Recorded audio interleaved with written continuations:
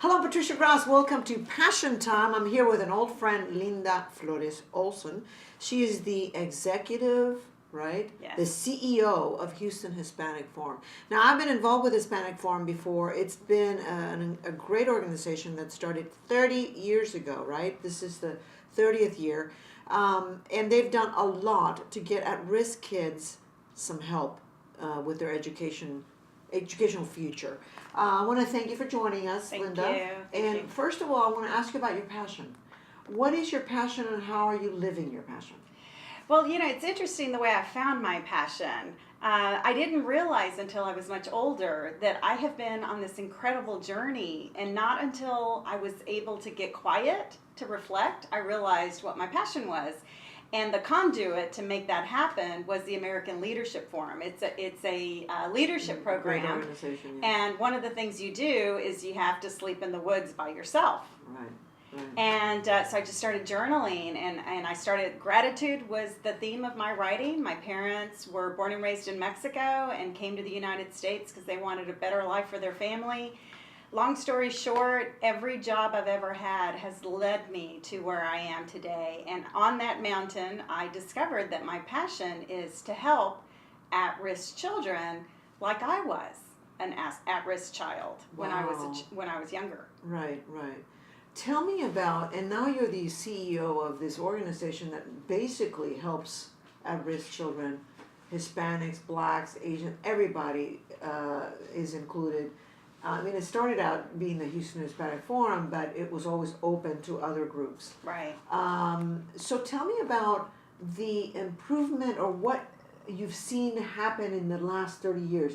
We know the dropout rate is still very high for especially minorities. But what has the Houston Hispanic, how do you measure the success of the Houston Hispanic Forum? And where do you go from here? Right. So what we know about at-risk children, and when I say at-risk children, these are children that are either low income or they live with one parent, or there are several criteria that would tag a child at risk.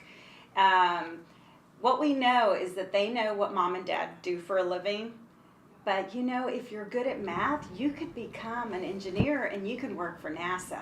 But they don't know anybody that works for NASA, or they don't know any engineers. And so we have created an event called Career and Education Day.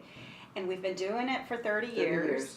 And I have been with the organizations for 2 years. And when I came on board, I felt like we were doing an okay job, but with my newfound passion, I'm ready to change the world.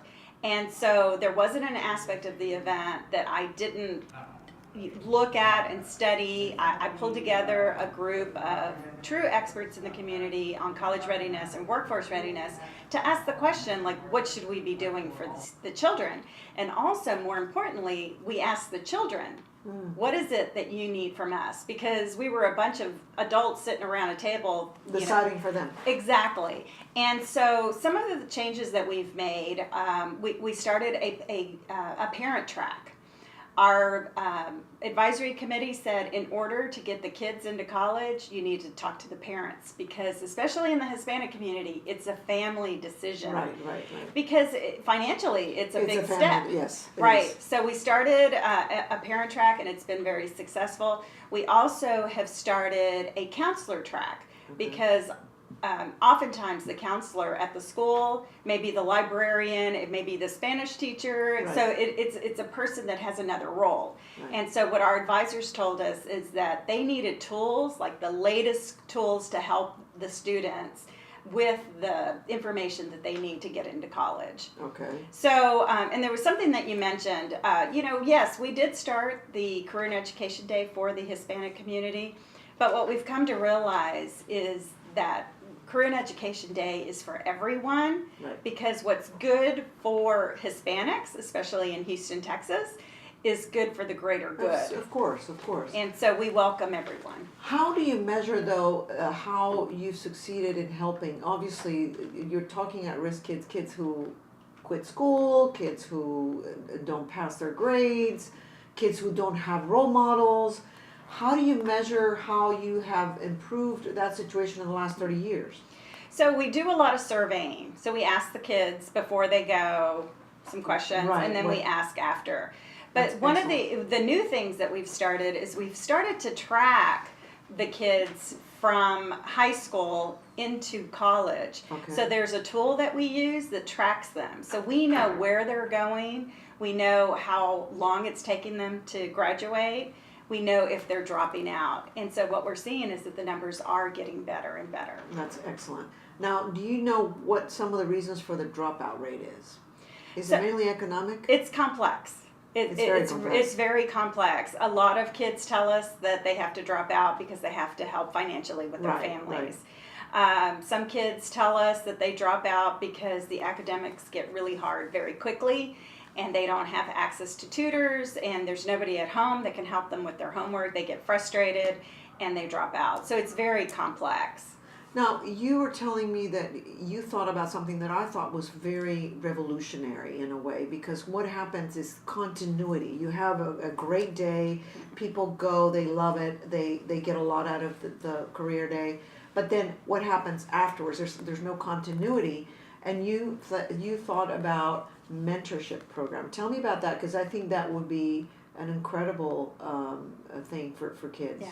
So what we do very well at Career and Education Days, so we talk to the kids about the different careers and they can explore what that looks like. And we tell the volunteers, don't just bring the PowerPoint presentation. We want, if you are a court reporter, bring the machine and teach the kids how to use it, write right, a right. sentence so that they can start seeing what it's like to be in these different careers. So then we have colleges and universities that are there talking to the students and the families about the education required to have these jobs. We also have the admissions and financial plaza where we talk to the families about how do you save money, where do you get free money, how to complete the FAFSA. And so we're constantly looking at what else can we do.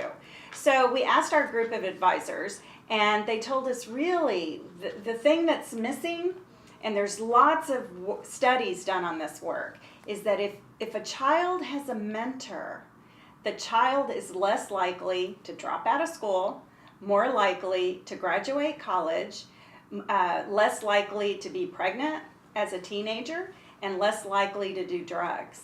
And so going into 2017, Career and Education Day, which is February the 18th, we plan to have an entire section dedicated to mentoring. Wow, and that I think is what really makes a big difference. Have big brothers, big sisters maybe get involved in other groups. Any volunteers that are interested in that, they should definitely get in touch with Houston Hispanic Forum if they want Absolutely. to mentor. Good point, and I'm glad that you mentioned that, because the way we view ourselves at the Houston Hispanic Forum, we're the conduit.